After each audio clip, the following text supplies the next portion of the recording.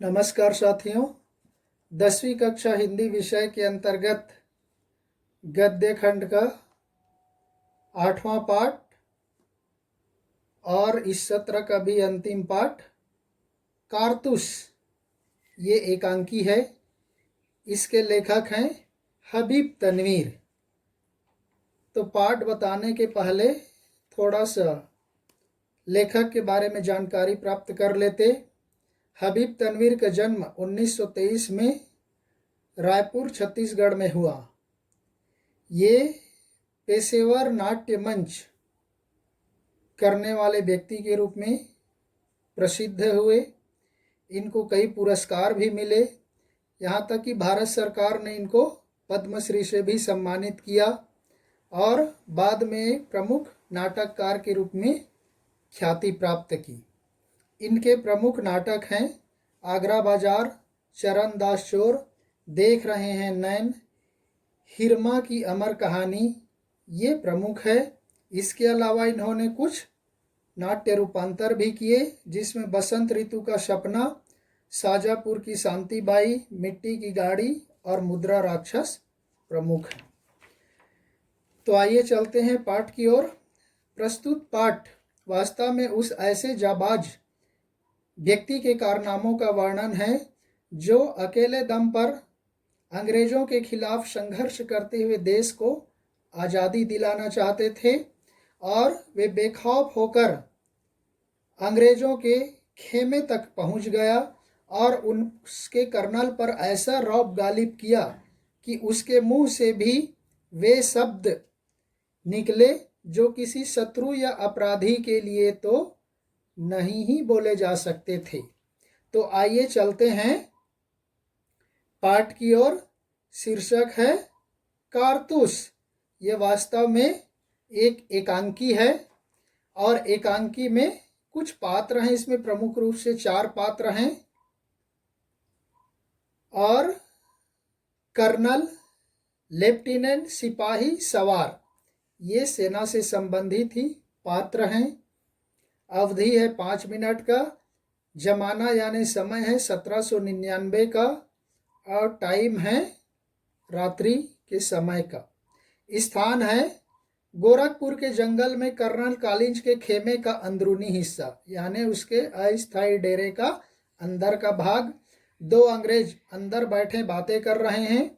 Colonel कालिंज और एक lieutenant अपने टेंट से बाहर खड़े हुए हैं। आकाश में चंद्रमा की चांदनी बिछी हुई है। अंदर टेंट के अंदर लैंप जल रहा है। कर्नल कहने लगता है कि जंगल की जिंदगी बड़ी खतरनाक होती है।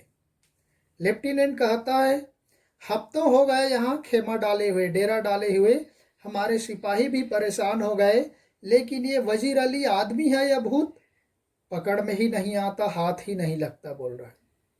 कर्नल कहने लगता है कि इसके किस्से सुन करके तो हमें रॉबिन हुड के कार्य याद आते हैं, कारनामे याद आते हैं, बोल रहा है। जैसे अंग्रेजों के खिलाफ उसके दिल में किस कदर नफरत भरी हुई है, घृणा भरी हुई है।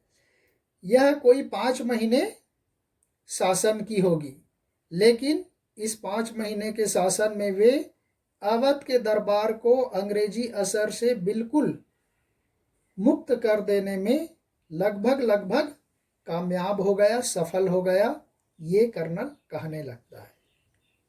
तब लेफ्टिनेंट प्रश्न करता है, कर्नल कालिंज, ये सादत अली कौन है? तब कर्नल कहता है, सादत अली वास्तव में आसिफ उद्दौला का भाई है और वजीर अली का और आसिफ उद्दौला का दुश्मन है। असल में राजा आसिफ उद्दौला के यहाँ लड़के होने की कोई उम्मीद नहीं थी, लेकिन उनके यहाँ वजीर अली का जन्म हुआ और वजीर अली के जन्म को ही सादत अली ने अपने मौत समझा। लेफ्टिनेंट कहने लगता है, मगर सादत अली को अवध के तख्त पर बिठाने में क्या मसलहत थी, उसका क्या रहस्य थी?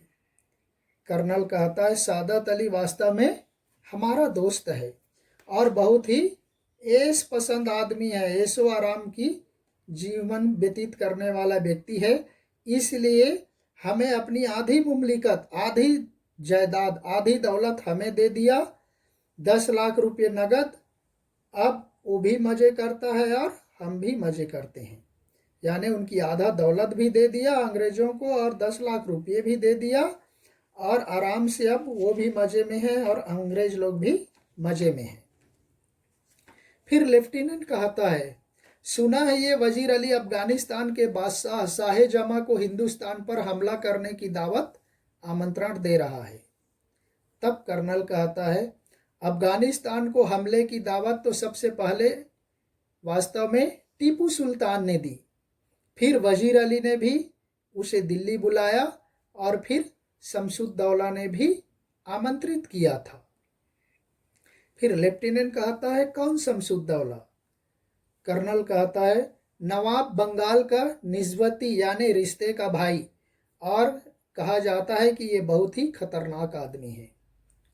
लेफ्टिनेंट, इसका तो मतलब ये हुआ कि कंपनी के खिलाफ सारे हिंदुस्तान में एक लहर दौड़ गई है।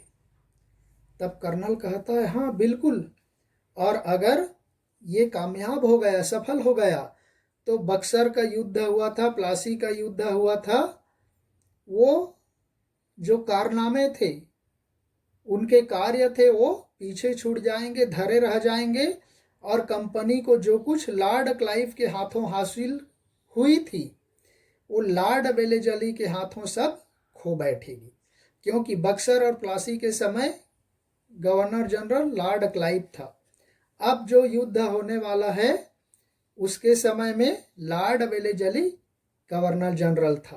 तो इसलिए बक्सर और प्लासी के युद्ध से अभी बड़ा युद्ध होगा, और जो लॉर्ड क्लाइव ने जो उपलब्धि हासिल की थी वो छोटा हो जाएगा और लॉर्ड वेलेजली महान बन जाएगा, ऐसा कर्नल बता रहा है। लेफ्टिनेंट, वजीर अली की आज़ादी बहुत खतरनाक है, हमें किसी न किसी तरह इस शख्स को गिरफ्तार कर ही लेना चाहिए।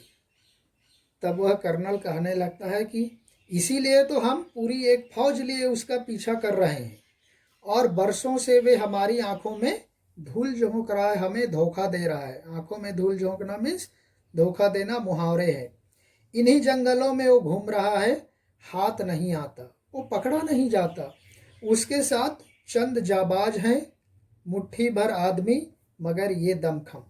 कहने लगता है कि उसके साथ कुछ चंद यानी कुछ फ्यू जाबाज हैं, जो जान की बाजी लगाने वाले साथी हैं। वो केवल मुट्ठी भर हैं, लेकिन मुट्ठी भर में भी ये दमखम रखते हैं, इतनी साहस रखते हैं, इतनी दृढ़ता रखते हैं। लेफ्टिनेंट कहता है, सुना है वजीर अली जाति तौर से भी बहुत बहादुर आदमी है। तब वह कर्नल कहता है, यदि वह बहादुर नहीं होता तो ऐसे ही कंपनी के वकील का कत्ल नहीं कर देता, उसका मर्डर नहीं कर देता। तब वह लेफ्टिनेंट प्रश्न करता है, ये कत्ल का क्या किस्सा हुआ था कर्नल? तब वह कर्नल उस कत्ल के बारे में बताने लगता है। किस्सा क्या हुआ था, उसको उसके पद से हटा दिया गया, और हटाने के बाद हमने वजीर अली को बनारस पहुंचा दिया, और उसके लिए 3 लाख रुपया सालाना मुकर्रर कर दिया, यानी वजीफा देने के तौर पर निश्चित कर दिया।